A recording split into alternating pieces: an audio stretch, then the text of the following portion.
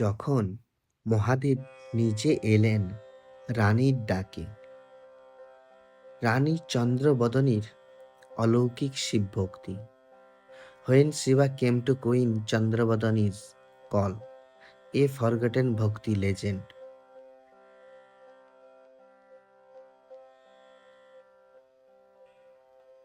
হর হর মহাদেব। ওম নমঃ শিবায়। ওম নমঃ শিবায়। ওম নমঃ শিবায়। বন্ধুরা, আজ আমরা জানব এক অজানা কিন্তু অভূতপূর্ণ কাহিনী। শিব ও এক রানীর মধ্যে অলৌকিক সম্পর্কের গল্প। এই কাহিনীতে নেই রাজনীতি, নেই যুদ্ধ, আছে ভক্তি, বিশ্বাস আর ঈশ্বরের প্রতি প্রেম। চলুন জেনে নেওয়া যাক। রানী চন্দ্রবদনী বাংলার ভক্তিরত্ন। অনেক বছর আগে আজকের বাংলার দক্ষিণ অঞ্চলে ছিল এক ছোট্ট রাজ্য। সেখানে রাজত্ব করতেন এক প্রাজ্ঞ রাজার রানী চন্দ্রবদনী। তিনি ছিলেন ধর্মপরায়ণ, নিরহংকারী, শিক্ষিত, কিন্তু তার জীবনের আসল পরিচয় ছিল একজন গভীর শিবভক্ত। প্রতিদিনের পূজা নিত্য নাম। রানী চন্দ্রবদনী প্রতিদিন ভোরে উঠে শিব পূজা করতেন। গঙ্গা জল দিয়ে শিবলিঙ্গ স্নান করাতেন, নিজ হাতে ভোগ রান্না করতেন এবং প্রতিটি স্তোত্র মুখস্থ বলতেন। মহিম্নঃ স্তব, শিবতাণ্ডব স্তোত্র। তার রাজপ্রাসাদে কোনো বিলাসিতা ছিল না, ছিল এক ছোট্ট মন্দির যেখানে তিনি নিজেই মাথা নত করে থাকতেন। পরীক্ষার সময় আসে। বন্ধুরা, তারপরে এক সময়ে রাজ্যে খরা ও মহামারী দেখা দেয়। জনগণ রেগে যায়। কেউ বলে রানীর শুধু পূজা, রাজ্য চালায় না। এটা কি রাজনীতি?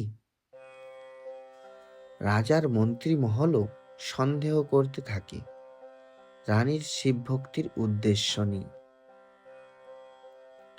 তখন রানী বললেন, আমি জানি আমার ঈশ্বর আমায় কখনো একা রাখেন না। তিনি নিজেই আসবেন। আমার বিশ্বাস অটুট।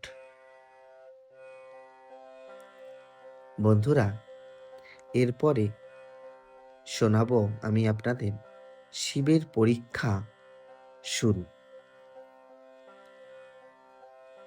সেই রাতে রানী ধ্যানমগ্ন হয়ে বসেন।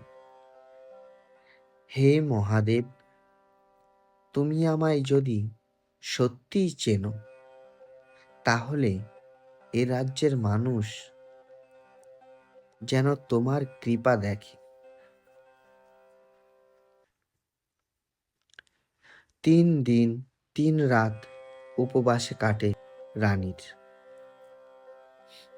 চতুর্থ রাতে ঘোর অন্ধকার, বজ্রপাত, প্রবল বাতাস। ঠিক তখনই মন্দিরের শিবলিঙ্গ থেকে আলোর ঝলকানি দেখা যায়। এরপরে মহাদেবের আবির্ভাব।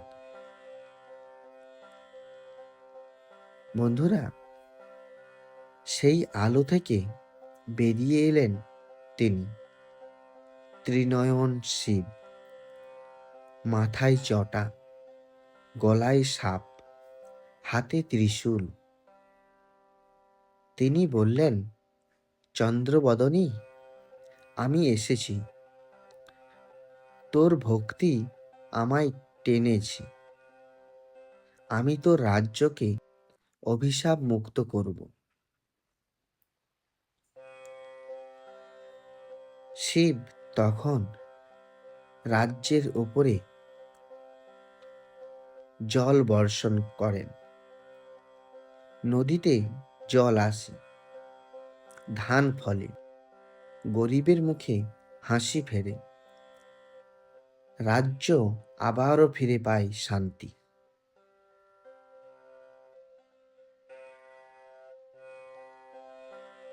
রাজার মন্ত্রীমহল অবাক হয়ে যায়। সত্যি কি ভগবান এসেছিলেন? তারা নিজের চোখে দেখে রানীর পায়ে মাথা ঠুকে ক্ষমা চায়। রানী বলেন, আমি কিছুই নই, আমি শুধু ভগবানকে ডাকতাম। ভক্তির জোরে ঈশ্বর নিজেই চলে আসেন, যদি মনটা থাকে নির্মল।